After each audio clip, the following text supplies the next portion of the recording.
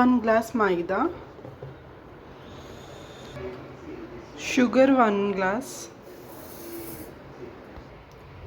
eggs 7,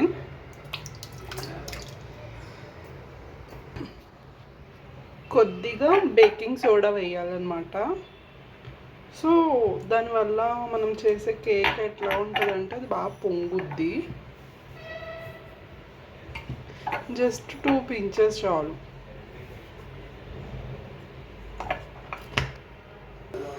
and ఇప్పుడు ఒక ½ glass నెయ్యి, మనం అన్నీ ఎంత క్వాంటిటీ తీసుకున్నామో 1 దానికి ½ వేస్తే చాలు నెయ్యి.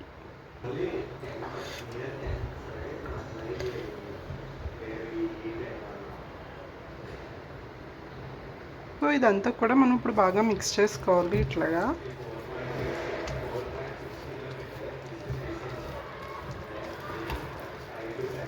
మీరు చూసినట్టయితే ఇదేం పెద్ద కష్టమేం కాదు, ఎగ్స్ చేయడం చాలా ఈజీ అన్నమాట. మనం ప్రతిదీ కూడా వన్ గ్లాస్ తీసుకుంటే నెయ్యి మాత్రం జస్ట్ ఒక ½ గ్లాస్ తీసుకుంటే సరిపోతుంది అనమాట. మిగతా అన్ని గ్లాస్ ఏది మనం మెజర్మెంట్ తీసుకున్నామో అంత క్వాంటిటీ చేసుకుంటే మ్యాక్సిమం ఒక 2 చిన్న కేక్స్ వస్తాయి, లేకపోతే ఒక పెద్ద కేక్ వస్తుంది. అండ్ బయట కొనుక్కునేదానికంటే హోమ్ మేడ్ కేక్స్ చాలా బాగుంటాయి. ఇట్లా అవ్వాలన్నమాట. ఇందులో ఏముంటుందంటే పంచదార పలుకు నలిగిపోవాలి. ఇన్ కేస్ అట్లా నలగకపోతే ఏం చేయాలో కూడా మీకు చెప్తాను. సో ఇలాగా మిక్సీ జార్ తీసుకుని ఇందులో ఒక కొంచెం అంటే మరీ అంత తక్కువేం కాదు, ఇలాగ 2 times మనం పేస్ట్లా చేసుకుంటే ఒకసారి రుబ్బేసుకుని ఉంటే బాగా వస్తుంది. నేను మీకు చూపిస్తాను. సో ఇలా మిక్సీ చేసుకోవాలన్నమాట మనము. అండి మనకి రెడీ అయిపోయిన కేకు ఇప్పుడు నేను ఓపెన్ చేసి చూపిస్తాను మీకు. ఫస్ట్ స్విచ్ ఆఫ్ చేసుకోవాలి.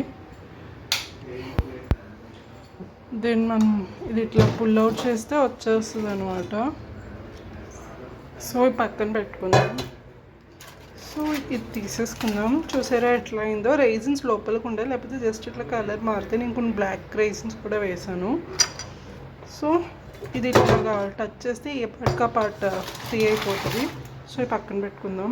సో ఇప్పుడు మన కేక్ ఫుల్గా ఎట్లా బేక్ అయిందో చూడాలంటే ఒక నైఫ్ ఇట్లా తీసుకుని జస్ట్ ఇట్లా దించండి. తీసినాక లోపల ఏమైనా జ్యూసీగా ఉంటే ఇక్కడ అంటుకుంటుంది.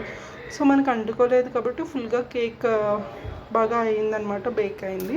ఇప్పుడు మనం ఇది బయటకు తీసుకుందాం ఒక ప్లేట్లోకి. సో ఇట్లా అయ్యిందని మనం కోసుకుని తినాలి. మా ఆయన కట్ చేస్తుంది అనమాట.